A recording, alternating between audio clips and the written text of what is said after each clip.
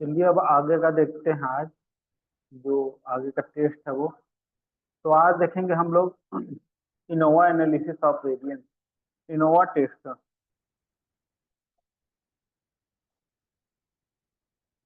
तो इनोवा में क्या होता है, इनोवा टेस्ट में कल का टेस्ट समझ में आया ना जानकी, जितना भी पढ़े थे वो। तो इनोवा टेस्ट में क्या होता है, जी। कल का टेस्ट समझ में आया था ना। F test, Z Z test पढ़े थे वो।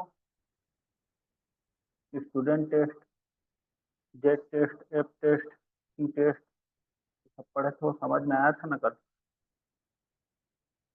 उसका फार्मूला याद रखना है, और टेस्ट पैरामेट्रिक है कि नॉन पैरामेट्रिक है ये याद रखना है। ठीक। देखिए तो आज तो उसमें देखेंगे इनो किस टाइप का क्वेश्चन आता है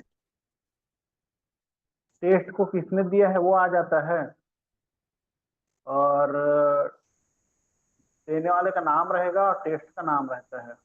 या तो पैरामेट्रिक टेस्ट है या नॉन पैरामेट्रिक टेस्ट है ये आ जाता है, कि कौन सा इसमें छांटना रहता है, फिर कौन सा पैरामेट्रिक टेस्ट है, कौन सा नॉन पैरामेट्रिक टेस्ट है। नहीं तो कभी कभी फार्मूला लिखा रहता है, और फार्मूला के साथ ना टेस्ट को मिलाना पड़ता है। टेस्ट का नाम लिखा रहेगा, इधर फार्मूला लिखा रहेगा, तो फार्मूला के साथ टेस्ट को मिलाना पड़ता है। तो इतना ही क्वेश्चन आता है इसमें। कभी कभी एक आध बार अंदर से पूछता है, लेकिन उतना अंदर से नहीं पूछता। ठीक। तो कौन दिया है, और उसके फार्मूला क्या है, और किस पर आधारित रहता है, वो माध्य पर आधारित रहता है कि वेरिएंस पर आधारित रहता है कि स्टैंडर्ड डिवीजन पर आधारित रहता है, उसको याद रखना रहता है। तो फार्मूला याद रहता है ना, तो वो याद रहता है कि किस पर आधारित है, कि जिस टाइप से क्वेश्चन आते हैं उसमें। तो आज देखेंगे इनोवा टेस्ट, जो क्या है, एनालिसिस ऑफ वेरिएंस। जैसे कि नाम से स्पष्ट है, इसमें वेरिएंस के क्या करेंगे हम लोग, एनालिसिस करेंगे। जो वेरिएंस आता है ना, जिसको हम लोग सिग्मा करके भी लिखते हैं और वी करके लिखते हैं वेरिएंस को, तो उसका ही एनालिसिस करते हैं। तो एक सांख्यिकी तकनीक दो या दो से अधिक उपचार नमूनों की तुलना कर सकती है। ठीक। तो इसमें दो या दो से अधिक उपचार नमूनों की तुलना होता है। सैंपल हमारे पास दो या दो से अधिक रहेंगे यहाँ पे, और यह दर्शा सकता है कि ये नमूने एक दूसरे के से कितने भिन्न हैं। और ये क्या दर्शाता है कि ये जो नमूने हैं हमारे पास, सैंपल है, वो एक दूसरे से कितने भिन्न है, इसमें ये देखा जाता है। तो ऐसी तकनीक जो नमूनों की उनके माध्यमों के आधार पर तुलना करती है। तो देखो इसमें माध्य के आधार पर उसके नमूने को तुलना करते हैं हम लोग। ठीक। तो इनोवा कहलाती है। तो वो टेस्ट कैसा टेस्ट कहलाती है, तो उसी को इनोवा कहते हैं। ठीक। तो वितरण का विश्लेषण एक सांख्यिकी तकनीक है, जिसका उपयोग यह जानने के लिए किया जाता है कि क्या दो या दो से अधिक समूहों के माध्य एक दूसरे से काफी भिन्न है। ठीक। तो दो समूह है हमारे पास, दो समूह है या दो से ज्यादा समूह है, 10 समूह है, 15 समूह है, तो उसके माध्य जो है, ठीक, उसका मीन जो है, एक दूसरे से कितने भिन्न है ये देखा जाता है इसमें। तो इनोवा न्यायाधीश के माध्य की तुलना करके एक या एक से अधिक प्रभाव की जांच करता है। तो या तो एक प्रभाव की जांच करेगा, या इस पर और क्या क्या प्रभाव पड़ रहा है उसकी जांच होती है इसमें। जैसे कि एग्जाम्पल के रूप में दिया गया है, कई प्रकार के बीजों से फसलों की उपज की तुलना करना। तो कई प्रकार के बीज हैं हमारे पास, अब और एवरेज इसमें फसल देखेंगे कि कितना फसल उग जा रहा है, कैसा उग रहा है, फसल उग रहा है तो इसमें फल कितने लग रहे हैं। ठीक। तो कई प्रकार के बीजों की यहाँ पे क्या करेंगे, तुलना करेंगे हम लोग। कई प्रकार के बीजों से फसल की उपज की तुलना करना। ये चार ऑटोमोबाइल के गैसोलीन माइलेज। तो चार ऑटोमोबाइल हैं हमारे पास, मतलब बजाज का एक ऑटोमोबाइल ले लो, एक एक हीरो का ले लो, एक होंडा का ले लो, ऐसे करके चार ऑटोमोबाइल है। तो चारों ऑटोमोबाइल में माइलेज कौन ज्यादा देता है, इसकी तुलना करें जब हम लोग। ठीक। तो चार ऑटोमोबाइल में यहाँ पे गैसोलीन माइलेज की तुलना, ये सब उदाहरण है इसके। ठीक।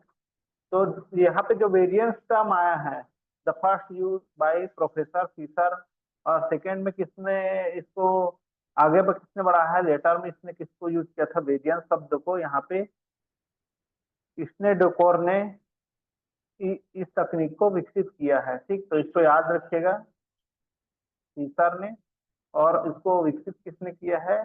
स्नीडर डेकोर ने विकसित किया है।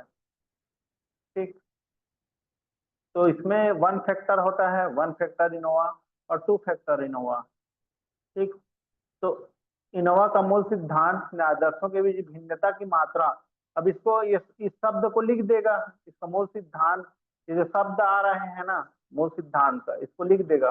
न आदर्शों की भिन्नता की मात्रा के सापेक्ष इस न आदर्श में से प्रत्येक के भीतर भिन्नता की मात्रा की जांच करके समग्र के साधन के बीच विचरण का परीक्षण करना है। तो ये शब्द लिखा रहेगा, ये सत्य है कि असत्य है, कथन सत्य है कि नहीं है, तो आपको ये पता रहेगा, तभी तो आप जान पाओगे कि ये कथन सत्य है कि नहीं है।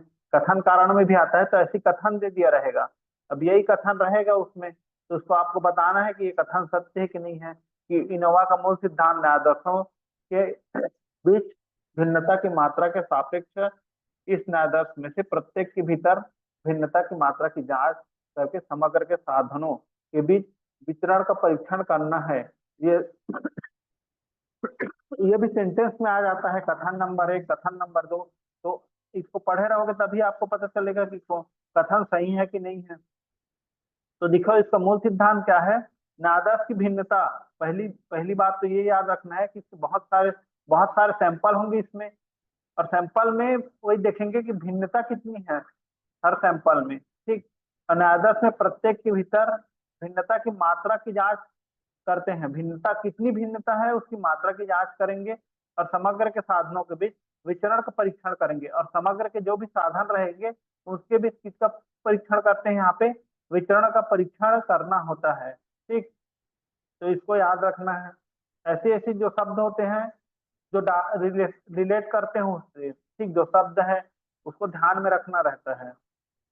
ये भी शब्द भी आ जाता है कथन कारण में। अन्य विचरण के बीच भिन्नता, तो पहला इसका क्या है? कुल कुल विचरणों के दो भागों में बांटा जाता है, तो जो जितने भी विचरण होते हैं उसको दो भागों में बांटा जाता है। तो देखो, between sample and variance reason due to different treatment, तो यहाँ पे क्या होता है? आदर्श विचरण के बीच और विभिन्न उपचार के कारण, इसको देखते हैं यहाँ पे, और with in the sample variance, तो नादर्श विचरण के भीतर, तो उनके बीच पहले देखेंगे हम लोग वेरिएंस, दोनों के बीच, नादर्श के बीच, मतलब विभिन्न आदर्शों के बीच के किसको देखेंगे हम लोग? विचरण को देखते हैं, यहाँ पे बीच के विचरण को देखते हैं। ठीक, और ड्यू टू रीजन, यहाँ पे कारण कारण लिखा है ना, तो उसके उपचार के कारण, एक कारण को लेना है, उसके उपचार के कारण को देखते हैं यहाँ पे। ठीक, और विद इन सैंपल वेरिएंस, तो न्यादर्श विचरण के भीतर, अब उसके भीतर कैसा है? रैंडम है या एक्सप्लेन डिस्टरबेंस है, वहां पे अस्पष्ट स्पष्टीकृत गड़बड़ी है, उसको देखते हैं यहाँ पे। ठीक, तो यहाँ पे देखिए one way Innova, one way Innova, one way Innova में वो ये एफसी लिखा है, वो क्या होता है? ये गलत लिख गया है यहाँ पे, सीएफ रहता है, ये एफसी नहीं रहता है यहाँ पे।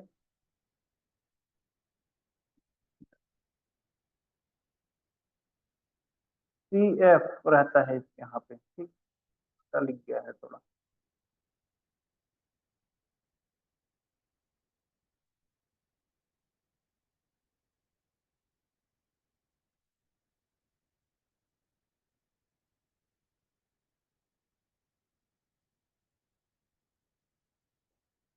तो यहाँ पे देखिए, जो वन में नो है उसमें बिटवीन सैंपल वेरिएंस और विद इन सैंपल वेरिएंस देखा जाता है, तो यहाँ पे सी एफ लिखा रहेगा ना, ये गलत लिख गया है, ये एफ सी नहीं होना चाहिए, ये सी एफ होना चाहिए।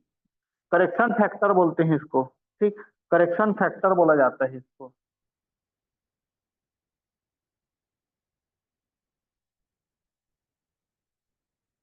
करेक्शन फैक्टर, करेक्शन फैक्टर बोला जाता है इसको पूरा।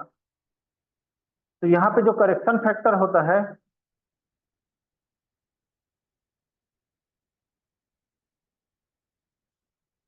तो वो बिटवीन द सैंपल वेरिएंस और with in the sample variance आता है। तो यहाँ पे जो नल हाइपोथेसिस होता है, एच ओ लिखा रहेगा तो आप लोग समझ जाइएगा कि नल हाइपोथेसिस की बात हो रही है। तो नल हाइपोथेसिस क्या मान के चलता है कि सभी जनसंख्या माध्य समान होंगे। तो जितना भी हमारे पास माध्य है जनसंख्या की, अपने पास पॉपुलेशन की जितनी भी जनसंख्या है, all the population mean are same, effect are treatment to same. ठीक, सभी का उपचारों का प्रभाव समान है। यहाँ पे पहला हाइपोथेसिस लेके चलेंगे।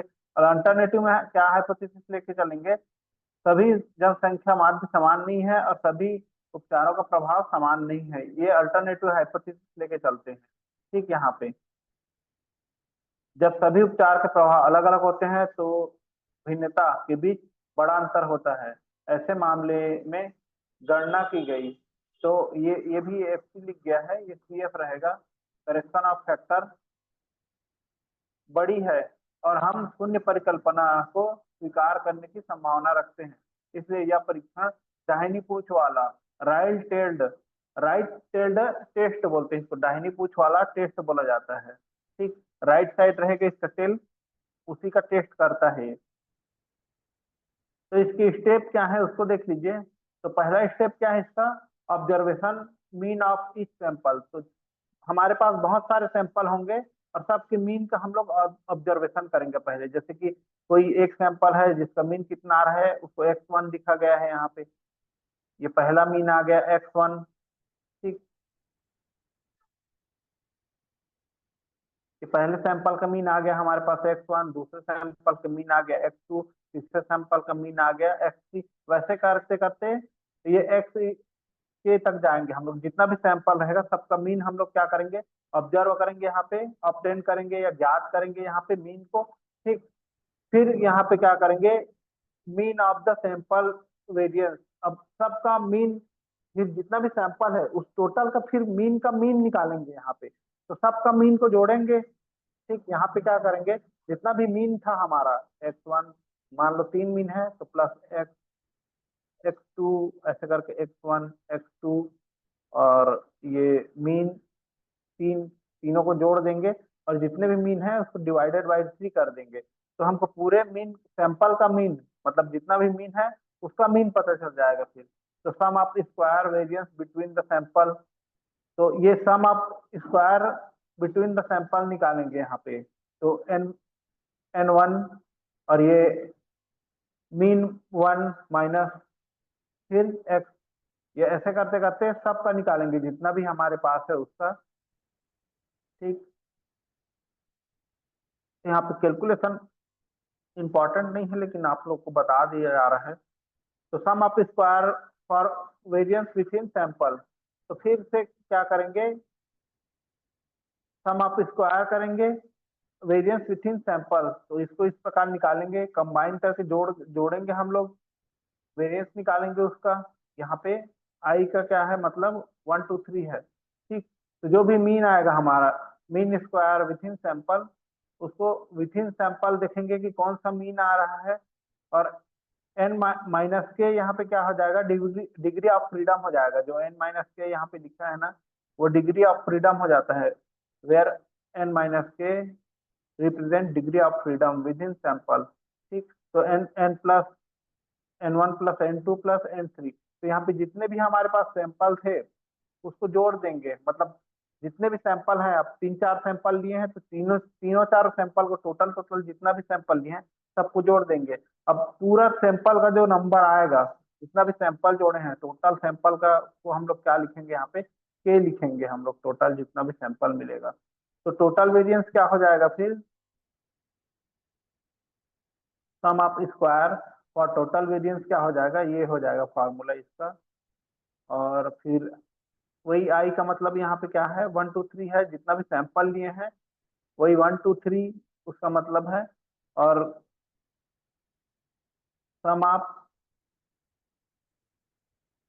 सम ऑफ स्क्वायर क्या हो जाएगा for total variance, sum of between और sum of square within, दोनों को जोड़ देंगे तो टोटल वेरिएंस आ जाएगा हमारे पास यहाँ पे।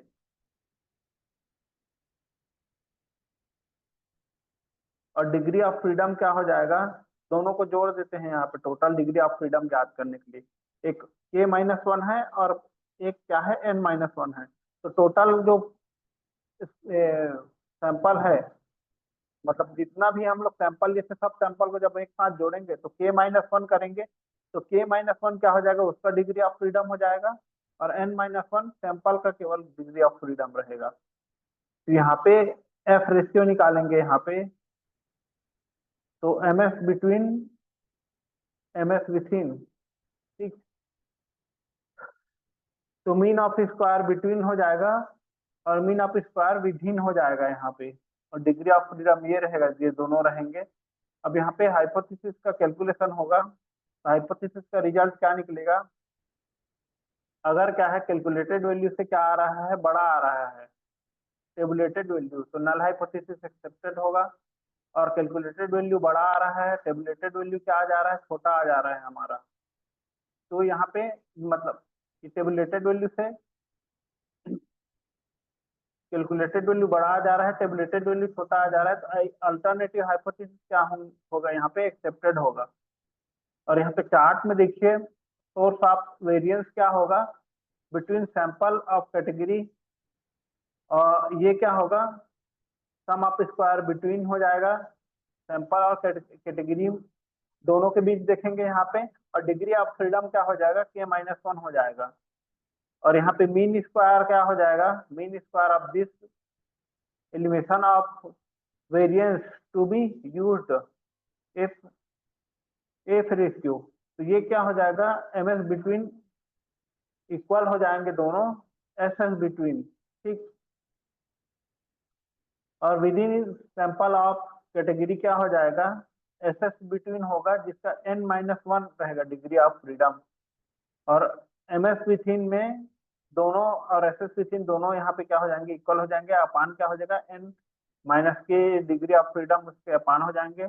टोटल में जब हमारा कैलकुलेशन होगा तो इस प्रकार से होगा, लास्ट में टोटल दोनों का कैलकुलेशन होगा, ठीक। तो इसको याद, इस फार्मूले को आपको याद रखना है, टोटल कैलकुलेशन में ये वाला फार्मूला लगेगा करके, और डिग्री ऑफ फ्रीडम क्या हो जाएगा यहाँ पे, n-1 हो जाएगा, ठीक। तो याद इसको रखना है।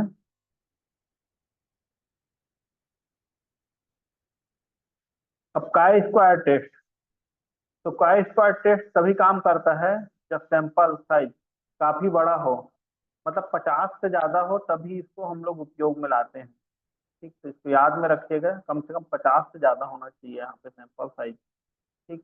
30 से बड़े को हम लोग मान लेते हैं कि बड़ा सैंपल साइज है करके, लेकिन 50 से ज्यादा होना चाहिए बोल रहे हैं यहाँ पे। तो वो दिया, देखना चाहता है, देखना चाहेंगे कि प्रक्षेपित आवृत्ति पैटर्न और अपेक्षित आवृत्ति पैटर्न में कितनी अच्छी तरीका से फिट होगा, ठीक।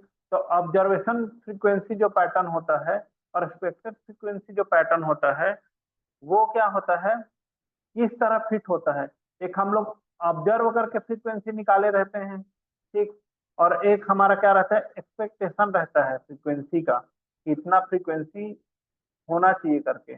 तो दोनों आपस में कितना फिट बैठते हैं यही देखा जाता है इसमें, ठीक। आपका ऑब्जर्वेशन फ्रीक्वेंसी और एक्सपेक्टेड एक्सपेक्टेड फ्रीक्वेंसी पैटर्न दोनों को देखा जाता है यहाँ पे। तो याद रखिएगा यहाँ पे ऑब्जर्व फ्रीक्वेंसी और एक्सपेक्ट फ्रीक्वेंसी को देखा जाता है, ठीक। शोधकर्ता यह जानना चाहता है कि किसी विशेष चर की प्रक्षेपित आवृत्ति और उस चर की अनुमानित आवृत्ति के बीच कोई महत्वपूर्ण अंतर कहाँ है। तो जो भी मतलब एक्सपेक्टेड फ्रीक्वेंसी रहेगा आपका और अनुमानित ऑब्जर्वेशन फ्रीक्वेंसी रहेगा, दोनों के बीच क्या आएगा यहाँ पे, वो कोई अंतर देखना चाहता है, महत्वपूर्ण अंतर है कि नहीं है, कि दोनों समान है, ये देखना चाहता है, ठीक। आपका जो ऑब्जर्वेशन फ्रीक्वेंसी है, जो आप ऑब्जर्व करके निकाले हो और आप एक्सपेक्ट करके चले हो, उस फ्रीक्वेंसी में अंतर आ रहा है कि नहीं आ रहा है, ये देखा जाता है। तो ये इसका फार्मूला होता है, ठीक। तो इसको ध्यान में रखना है फार्मूले को, ये वाला फार्मूला है इसका।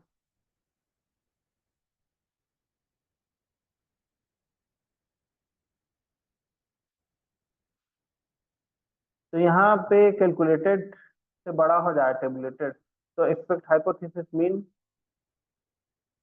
देयर इज नो सिग्निफिकेंस रहेगा यहाँ पे, difference between observation frequency and expected frequency रहेगा, वाइस वर्सा। तो यहाँ पे कोई अंतर नहीं मानेंगे हम लोग ऑब्जर्वर फ्रीक्वेंसी पे और एक्सपेक्टेड फ्रीक्वेंसी पे। ठीक,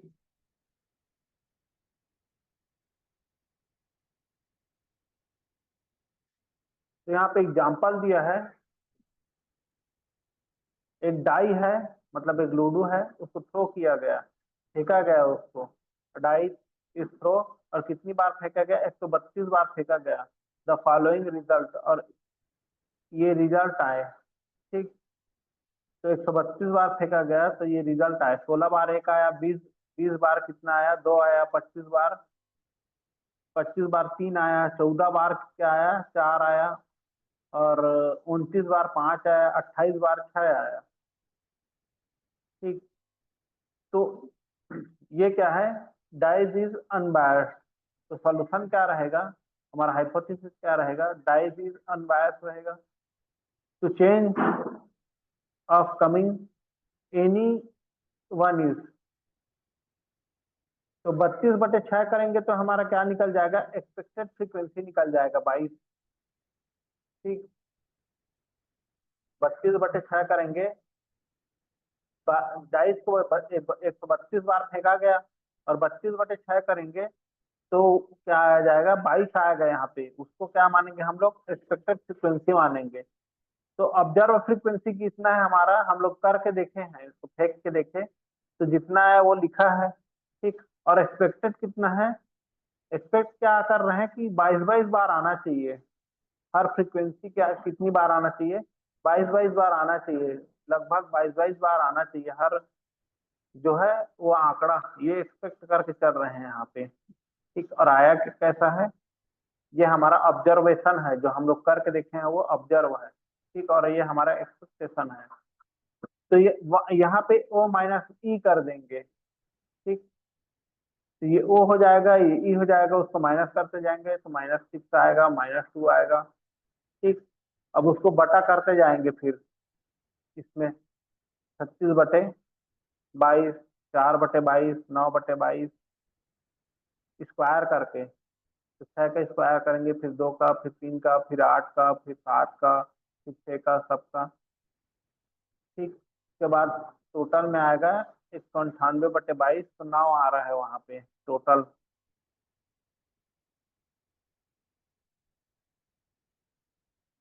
तो पाई स्क्वायर कितना आ गया हमारा, 9 आ गया है। डिग्री ऑफ फ्रीडम n-1 होता है, तो डिग्री ऑफ फ्रीडम क्या हो जाएगा, 6-1 हो जाएगा यहाँ पे। और काई स्क्वायर का अगर 5 लेवल सिग्निफिकेंस पे हम लोग डाटा देख रहे हैं विथ इन 5, मतलब डिग्री ऑफ फ्रीडम कितना आ रहा है हमारा, 5 आ रहा है, तो 5% के लेवल पे सिग्निफिकेंस देख रहे हैं, तो उसका वैल्यू कितना आ रहा है, 11.7 आ रहा है। तो ये क्या है, कैलकुलेटेड वैल्यू से बड़ा है। टेबुलेटेड वैल्यू कितना है हमारा, 9 आया है, तो छोटा है ये कैलकुलेटेड वैल्यू से। कैलकुलेटेड वैल्यू से ये, हाँ टेबुलेटेड वैल्यू बड़ा है। ठीक, तो यहाँ पे नल हाइपोथेसिस एक्सेप्टेड एक्सेप्ट हो जाएगा। There are no significant difference between expected और ऑब्जर्वेंट एंड एक्सपेक्टेड फ्रीक्वेंसी। यहाँ पे हम लोग क्या ले लेंगे, आंसर ले लेंगे, तो सो डाइज इज अनबायस्ड आ जाएगा यहाँ पे। ठीक,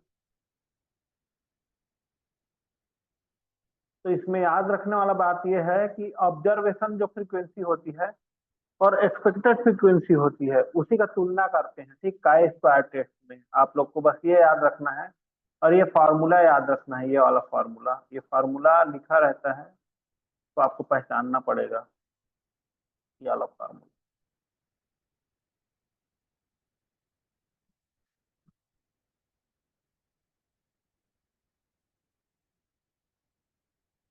और मेन विटनी यू टेस्ट,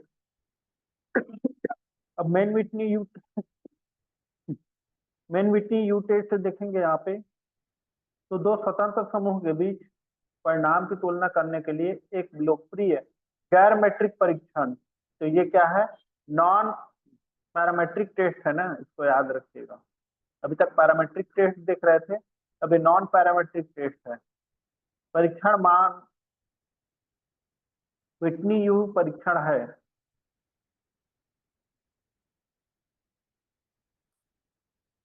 तो मैन व्हिटनी यू परीक्षण, जिसे कभी कभी मान व्हिटनी विल्कन्स टेस्ट या विल्कन्स रैंक सम टेस्ट कहा जाता है, का उपयोग परीक्षण करने के लिए किया जाता है कि क्या दो नमूने एक ही आबादी से प्राप्त होने की संभावना है, यानी कि दो आबादी का आकार एक समान है। तो दो नमूने क्या एक ही आबादी से प्राप्त किया जा सकता है, दो नमूने एक ही आबादी से प्राप्त होने की संभावना है, इसको देखा जाता है। यानी यहाँ पे दो आबादी का आकार समान है कि नहीं है, इसको देखते हैं यहाँ पे। ठीक, जो पॉपुलेशन होता है ना, उसको देखा जाता है। दो पॉपुलेशन क्या सेम है, इसको देखेंगे यहाँ पे। ठीक, पॉपुलेशन को देखेंगे। अब कुछ जांच करता है इस परीक्षण की व्याख्या दो आबादी के बीच के माध्यिका की तुलना के रूप में करते हैं। याद रखें कि पैरामीट्रिक परीक्षण स्वतंत्र समूह के बीच माध्य। ठीक, तो पैरामीट्रिक टेस्ट में क्या होता है, माध्य के बीच हम लोग तुलना करते हैं ना, स्वतंत्र जो माध्य रहता है उनके बीच तुलना होती है पैरामीट्रिक टेस्ट में। इसमें पैरामीट्रिक टेस्ट में ठीक, ये यहाँ पे यही रहता है, μ1 इक्वल टू μ2 रहता है कि तुलना होती है। यह परीक्षण दो स्वतंत्र नमूनों के लिए टी परीक्षण के समान होता है। ठीक, तो ये टी परीक्षण जो हम लोग देखे थे ना, उसी के समान रहता है ये यहाँ पे। तो एम मतलब मीन है यहाँ पे। ठीक, mean one mean two against H1, mean one बड़ा है मीन टू से। ठीक, अब H1 का एक और हाइपोथेसिस रहेगा, या तो बड़ा हो सकता है या छोटा हो सकता है। हाइपोथेसिस में बताया था ना, या तो मीन से बड़ा रहेगा या छोटा रहेगा।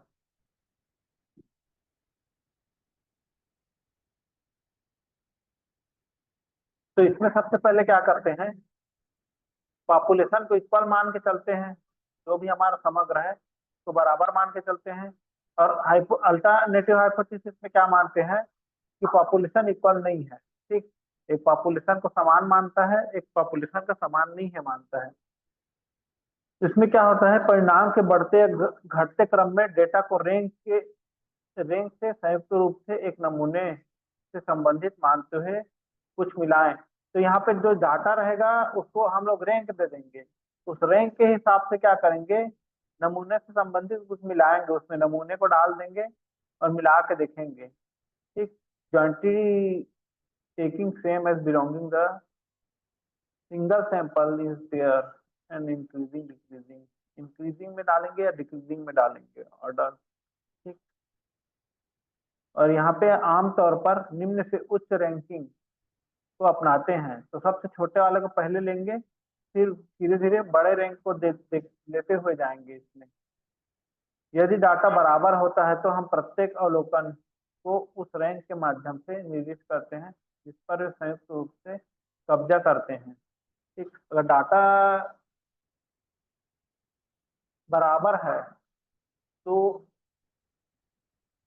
अवलोकन के उस रैंक के का माध्य निर्दिष्ट करते हैं जो संयुक्त रूप से उसे कब्जा करते हैं। तो यहाँ पे माध्य को ले लेते हैं, फिर जो संयुक्त रूप से पूरे डाटा को दिखाता है उस पर फिर कैलकुलेशन होता है माध्य पे। ठीक, अगर डाटा बराबर हो तो इसके बाद हम दोनों नमूने के मान को अलग अलग रैंकों या योग R1 R2 करते हैं। यहाँ पे R1 R2 में डिवाइड कर देंगे उसको। ठीक, फिर यहाँ पे sum of the rank will be always equal मान के चलेंगे, तो n+1 रहेगा अपान 2 रहेगा यहाँ पे, और R1 R2 n और n+1 अपान 2 रहेगा, वेयर n क्या रहेगा, n1 प्लस n2 रहेगा। यहाँ पे जो पॉपुलेशन 1 है और पॉपुलेशन 2 है दोनों का जोड़ रहेगा, और यहाँ पे ये n रहेगा और n+1 रहेगा ये, और /2 रहेगा।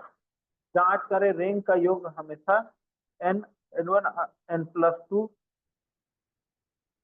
n+1 अपान 2 के बराबर होगा। देन फिर परीक्षण आंकड़े यानी U1 और U2 का मान निकालना। तो जो हम लोग यूनिवर्स 1 और यूनिवर्स 2 माने थे उसका मान निकालेंगे यहाँ पे।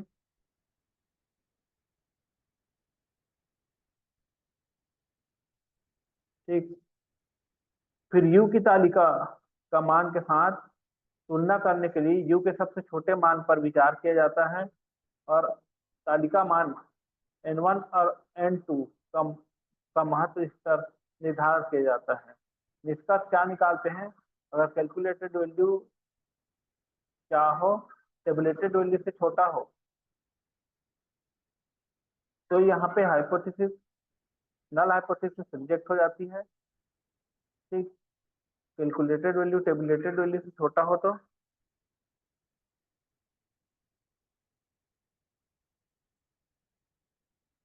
इसके विपरीत जब कैलकुलेटेड वैल्यू बड़ा हो टेबुलेटेड वैल्यू से तो नल हाइपोथेसिस को क्या कर देते हैं, एक्सेप्ट कर लेते हैं हम लोग।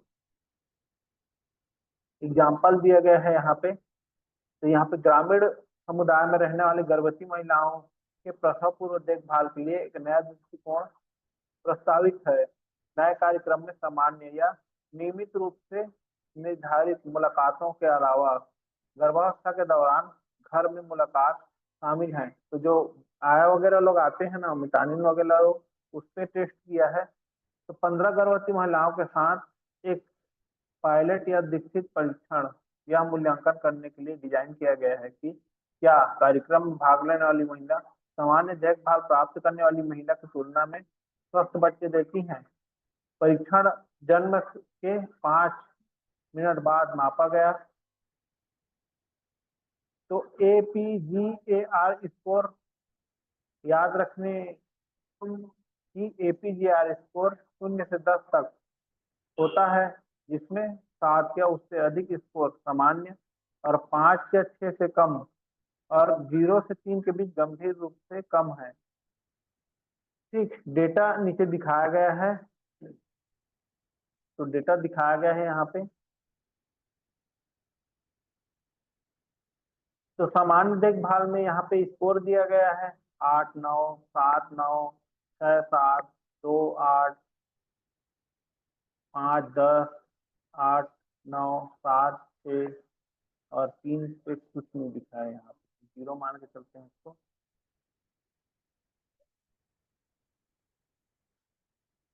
ठीक, तो यहाँ पे क्या करेंगे, क्या नई नीति और उन्नत बनाम सामान्य प्रसव पूर्व देखभाल प्राप्त करने वाली महिलाओं की APGAR स्कोर का अंतर सांख्यिकी प्रमाण है। तो उसी को यहाँ पे टेस्ट करके देखते हैं, देख रहा है ये। तो यहाँ पे परिकल्पना क्या होगी, दोनों पॉपुलेशन इक्वल हैं, समान है, और यहाँ पे अल्टरनेटिव क्या होगी, नॉट इक्वल है। जो कितने 5% के सिग्निफिकेंस और लेवल पे देख रहे हैं।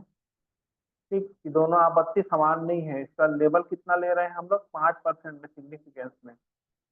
तो यहाँ पे दूसरा स्टेप में क्या करेंगे, डेटा को मिलाएंगे और दोनों एक साथ निम्न से उच्च रैंक प्रदान करें और फिर दोनों समूह को अलग अलग रैंक में जोड़ेंगे। तो यहाँ पे रैंक दे देंगे उसको, जैसे कि पहले जो सामान्य देखभाल है उसको रैंक दे दिए हैं 10.5, फिर 7, फिर 4.5, फिर 1, फिर 3, फिर 10.5, फिर 7, फिर 2, और ऐसे करके इसको भी जो नया कार्यक्रम है उसके तहत जितना भी रैंक है उसको दे दिया गया है। ठीक, तो जांच करें, रैंक का योग हमेशा n और n+1/2 के बराबर होगा।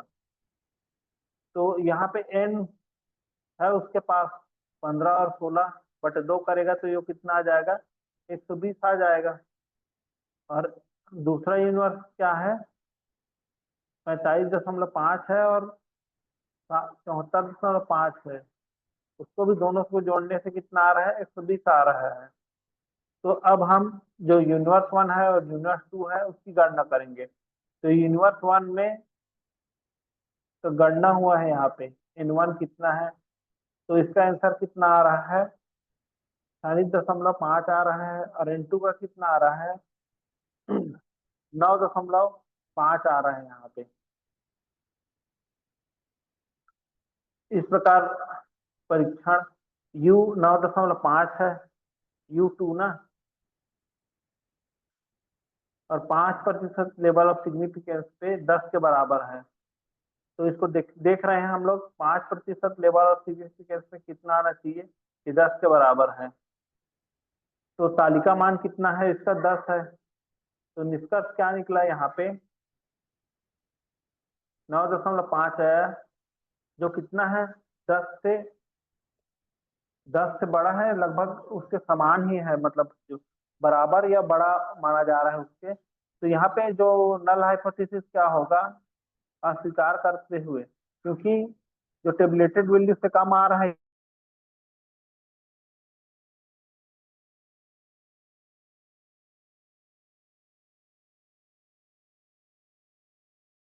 है, ये बताया जा रहा है यहाँ पे। ठीक, तो यहाँ पे जो ध्यान रखने वाली बात ये है कि इसमें यूनिवर्स को देखते हैं सीधा, समग्र का जो कैलकुलेशन होता है वो होता है यहाँ पे।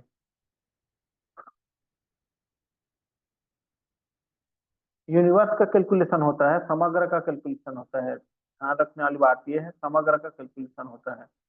और ये n और n+1, ये याद रखना है आपको, ये फॉर्मूला है इसका। ठीक,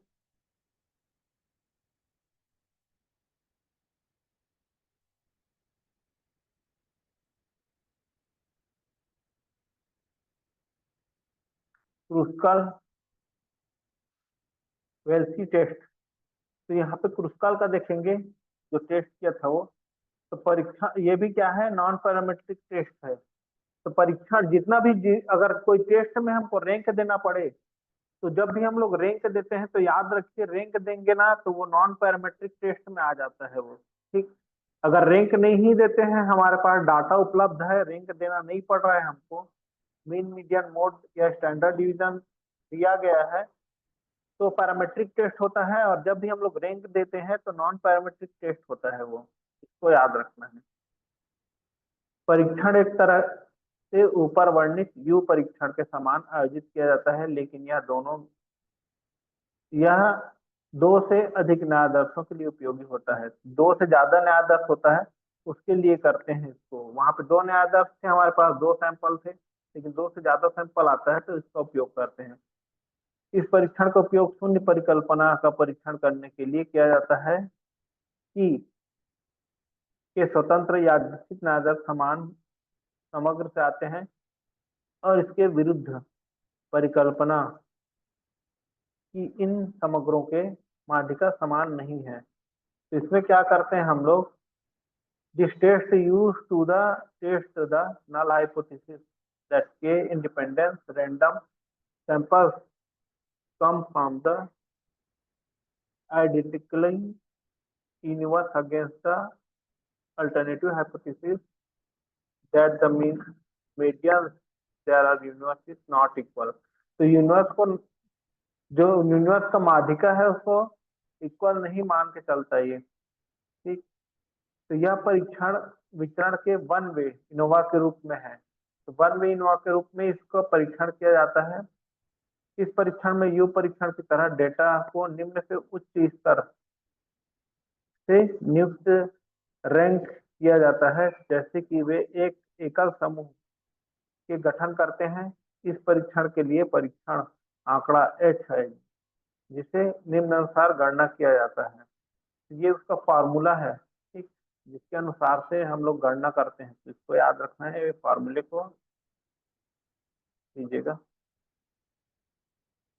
तो फॉर्मूला में क्या है, जो n है वो n2 n1 + n, मतलब जितना भी हमारे पास यूनिवर्स है या सैंपल है, वो सबका जोड़ है वो, जो n बता रहा है वो। ठीक, वहां पे n है, वो सबका जोड़ है, जितना भी यूनिवर्स है उसका।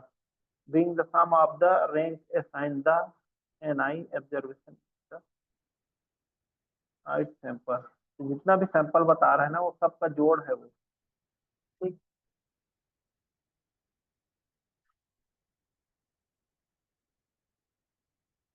तालिका के मान के लिए स्वतंत्रता की डिग्री k-1 के महत्व की स्तर की आवश्यकता होती है। इस पर तालिका का उपयोग यहाँ किया जाता है। तो अगर जो वैल्यू है कैलकुलेटेड वैल्यू टेबुलेटेड वैल्यू से क्या आ रहा है, छोटा है, तो हाइपोथेसिस को क्या करेंगे, यहाँ पे एक्सेप्ट करेंगे। ठीक, तो एच की गणना तालिका मान से क्या हो, छोटी हो, तो हाइपोथेसिस स्वीकार किया जाता है। और एच जो है वो बड़ा है टेबुलेटेड वैल्यू से, तो क्या किया जाता है, यहाँ पे रिजेक्ट किया जाता है हाइपोथेसिस को, एक्सेप्ट करेंगे नल हाइपोथेसिस को। तो ये इसमें सभी में वही सेम रहता है, जो हाइपोथेसिस एक्सेप्ट रिजेक्ट रहता है वो शून्य परिकल्पना का परीक्षण करने के लिए 5% महत्व के स्तर को पुष्कर वालिस परीक्षण का उपयोग करके एक पेशेवर गेंदबाज के 4 गेंदों के साथ समान रूप से अच्छा प्रदर्शन करता है या निम्नलिखित परिणाम दिए गए हैं। तो कोई गेंदबाज है, उसका ये 5% के मतलब लेवल ऑफ सिग्निफिकेंस पे निकालना है। ये एग्जाम्पल दिया गया है। तो bowling result given in 5 game, तो 5 गेम का उसका बॉलिंग रिजल्ट दिया गया है। तो यहाँ पे ball with number A, number C, number B, number D दिया गया है, और दिए गए समय को उच्चतम से न्यूनतम रैंक करना तथा साथ में प्रत्येक गेंद को इंकित करना है। तो इसमें रैंक दे दिया गया है, सबसे ज्यादा अच्छा 302 है, फिर ऐसे करके रैंक दे दिया गया है, और कौन से बॉल के साथ एसोसिएटेड है यहाँ पे लिखा गया है उसको। ठीक, दे दिया गया है।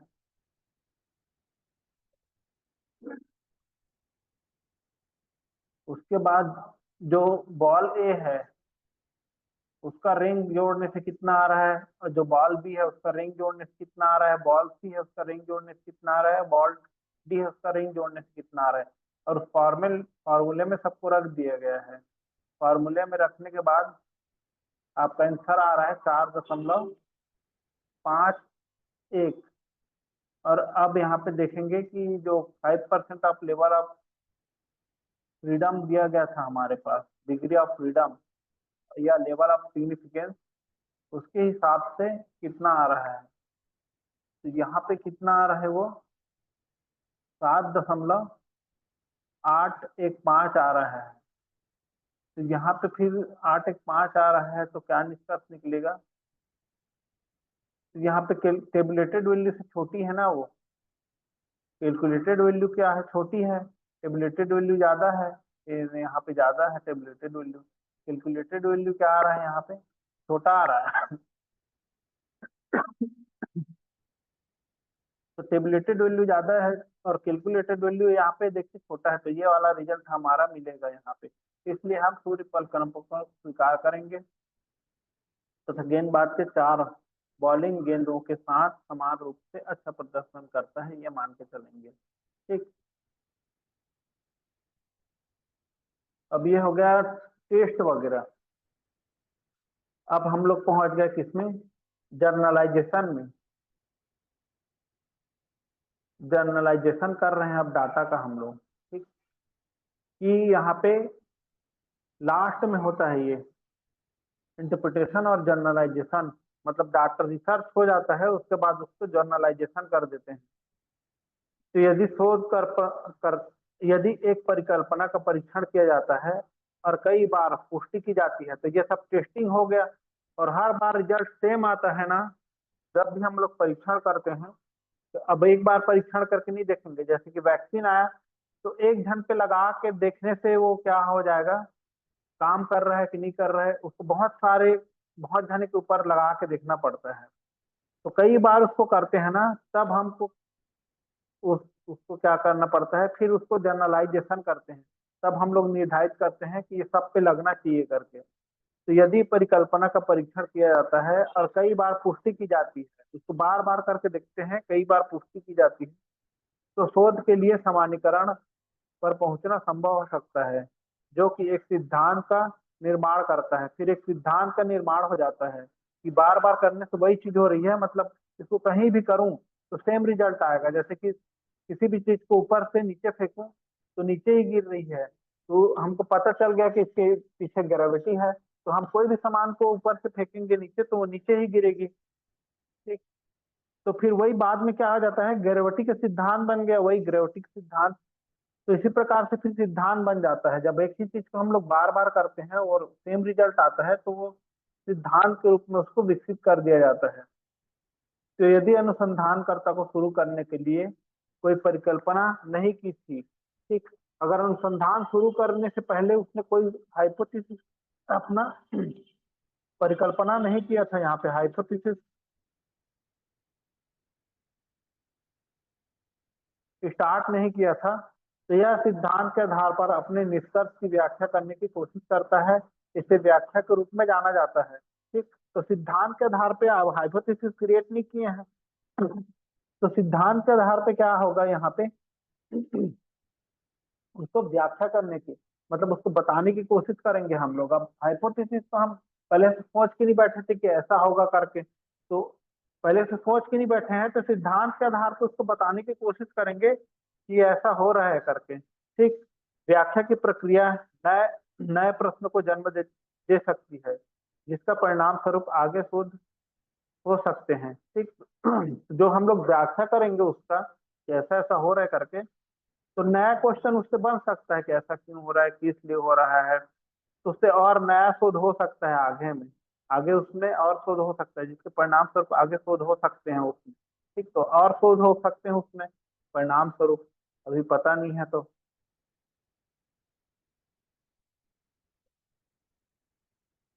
अब इसमें जो राइटिंग रिसर्च का रिपोर्ट लिखते हैं उसको देखेंगे।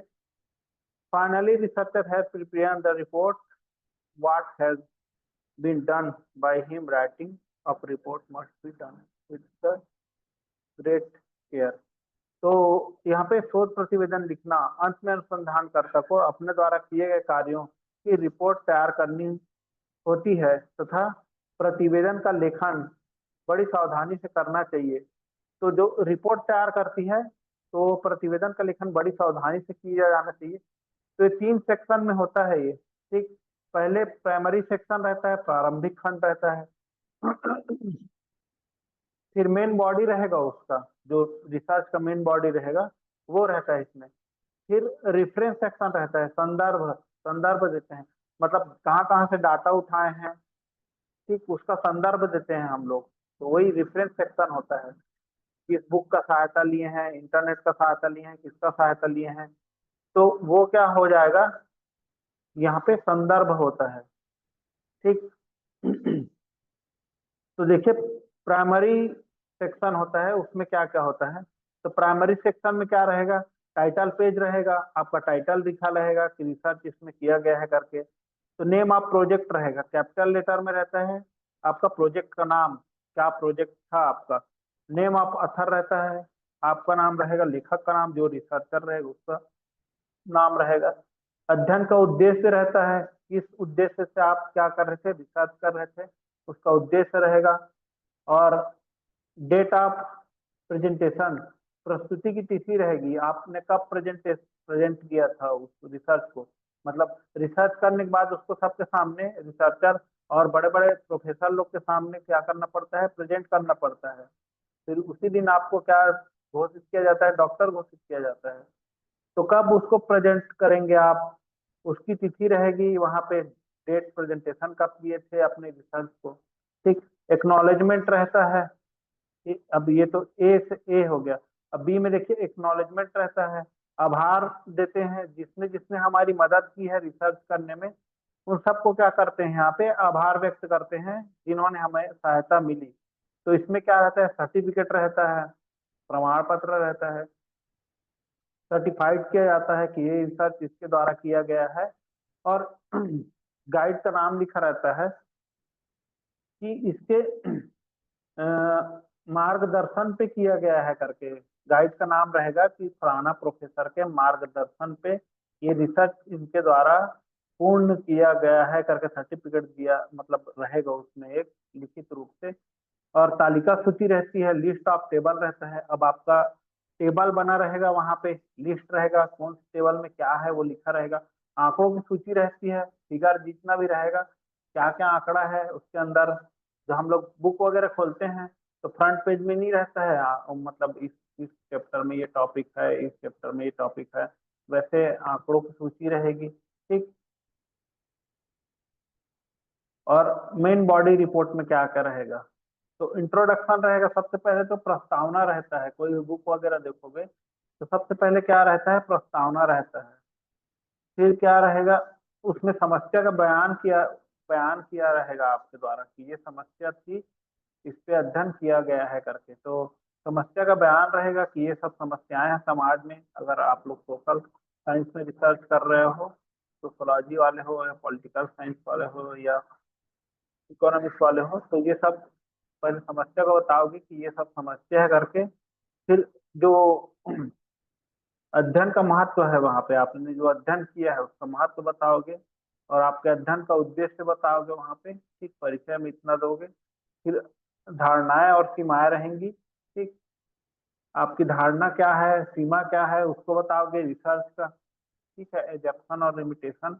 फिर जितना भी आपने लिटरेचर रिव्यू किया है उसकी समीक्षा करोगे कि मैंने इतना इतना इसके इसको भी इस विषय का अध्ययन करने के लिए मैंने ये पुस्तक पढ़ा था, मैंने वो पुस्तक पढ़ा था, ये बताओगे आप लोग। और अनुसंधान डिजाइन कैसा है आपका, उसको बताओगे, रिसर्च का डिजाइन किस प्रकार से डिजाइन किए हैं आप। ठीक, टूल और टेक्निक, कौन सा टूल का प्रयोग किए हैं, कौन सा टेक्निक का प्रयोग किए हैं, डिस्क्रिप्टिव का प्रयोग किए हैं कि एक्सपेरिमेंट टेक्निक का प्रयोग किए हैं। ठीक, ये सब गुणात्मक है कि मात्रात्मक है, कौन कौन सा टूल का इस्तेमाल किए हैं डाटा कलेक्ट करने के लिए, प्राइमरी डाटा कलेक्शन किया है कि सेकेंडरी डाटा कलेक्शन किया है। तो इस डाटा कलेक्शन को भी बताएंगे आप लोगों ने किस मेथड से डाटा कलेक्ट किया है। क्वेश्चन आर भेजा था, सब लोगों के पास क्वेश्चन आर भेजा था, घर घर जाके पर्सनल इंटरव्यू किया है। ठीक, कौन सा मेथड का उपयोग किया है, कि सर्वे किया है कि आप लोगों ने क्या किया है, उनके बीच रहकर सर्वे किया है कि डायरेक्ट वहां पे डायरेक्ट इन्वेस्टिगेशन किया है कि ओरल इन्वेस्टिगेशन किया है। ठीक, तो ये सबको वहां पे बताओगे आप लोग। और सैंपलिंग टेक्निक को भी बताओगे, सैंपल कैसे चुना है आपने, आपका सैंपलिंग टेक्निक क्या था वहां पे, रैंडम सैंपलिंग थी कि कोटा सैंपलिंग थी कि स्ट्रेटिफाइड थी। ठीक, कि मल्टीपल स्टेज सैंपलिंग थी कि मल्टीपल फेस सैंपलिंग थी, एरिया सैंपलिंग थी, कौन सा स्नोबॉल सैंपलिंग थी, कौन सा सैंपल का यूज किए हो, ये बताओगे आप लोग। फिर डाटा को एनालिसिस करोगे, वहां पे डाटा का अपना एनालिसिस करके बताओगे। टेक्चुअल डिस्कशन होगा, आप लोग लिखोगे, खुद उसमें लिखे रहोगे डाटा को एनालिसिस करने के बाद कि ये डाटा है करके।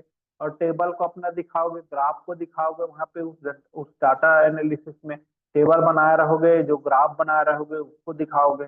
ठीक, तो यह विश्लेषण और रिपोर्ट किए गए हैं ऐसा बताओगे कि क्या एनालिसिस किया गया है, उसके आधार पे क्या रिपोर्ट दिया गया है वहां पे।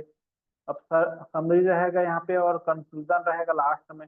तो सारांश बताओगे अपने रिसर्च का लास्ट में, या निष्कर्ष बताओगे। ठीक है, तो इससे ये निष्कर्ष निकला है, इसका ये सारांश रहा करके। तो सारांश का सबसे महत्वपूर्ण परिणाम का प्रतिनिधित्व करता है, तो वही परिणाम का क्या रहे करेगा, आपका प्रतिनिधित्व करेगा जो सारांश रहेगा वो।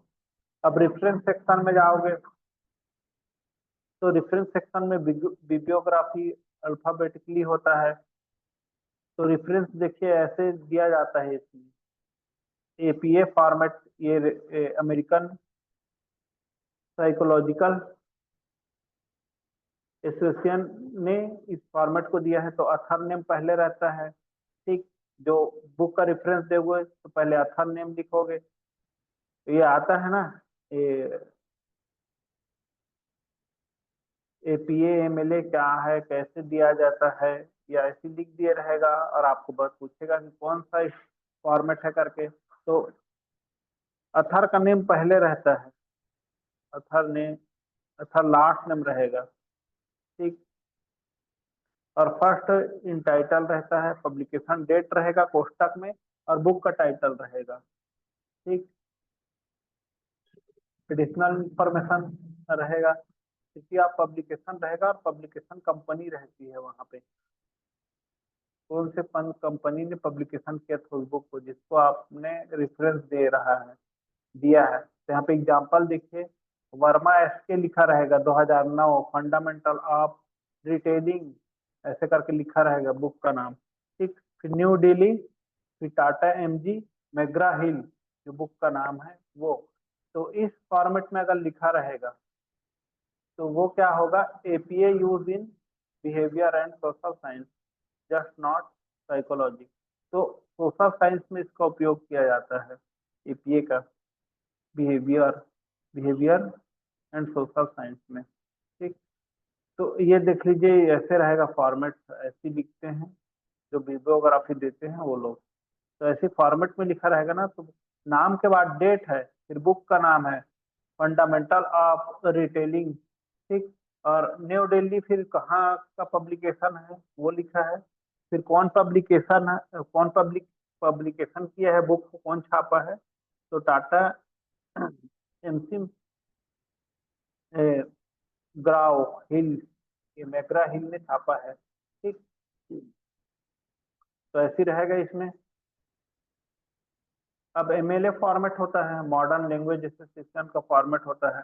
तो इसमें बुक फॉर्मेट कैसे रहेगा, ऑथर का लास्ट नेम रहेगा, फिर फर्स्ट नेम रहेगा। ठीक, उसमें लास्ट नेम पहले रहता है, इसमें भी रहेगा, फिर फर्स्ट नेम, फिर टाइटल रहेगा बुक का, फिर एडिशनल इंफॉर्मेशन रहेगा, फिर सिटी ऑफ पब्लिकेशन रहता है, पब्लिकेशन कंपनी रहता है, फिर पब्लिकेशन डाटा रहता है। तो यहाँ पे क्या रहेगा, जैसे कि Verma Sunil Kumar, fundamental of retailing, Delhi, Tata McGraw Hill, सन लास्ट में लिखा रहेगा। तो आप समझ जाइएगा कि एमएलए है करके, एमएलए फॉर्मेट में है, इसमें सन लास्ट में लिखा रहता है। ठीक, अपेंडिक्स अनुसूची होती है जिसमें table, data, questionnaire, test ये सब रहते हैं अपेंडिक्स में, जो लास्ट में रहता है। ठीक, और फुट नोट रहता है इसमें, तो पद नोट के पृष्ठों के नीचे लिखा रहता है, तो पृष्ठ के नीचे ये लिखा रहता है फुट नोट। ठीक, ला छोटा सा लिखा रहेगा ऐसे करके फुट नोट, तो ये फुट नोट रहता है ये।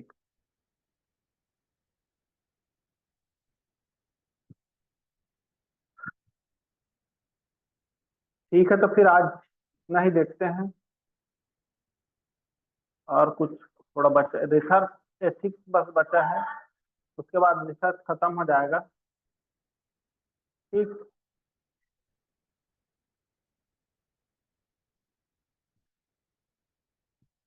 तो एमएलए और एमपी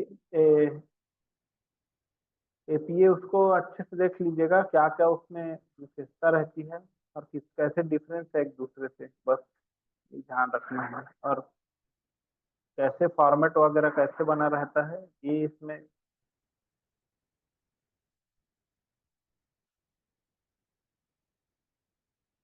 जरूरी है। इसका क्वेश्चन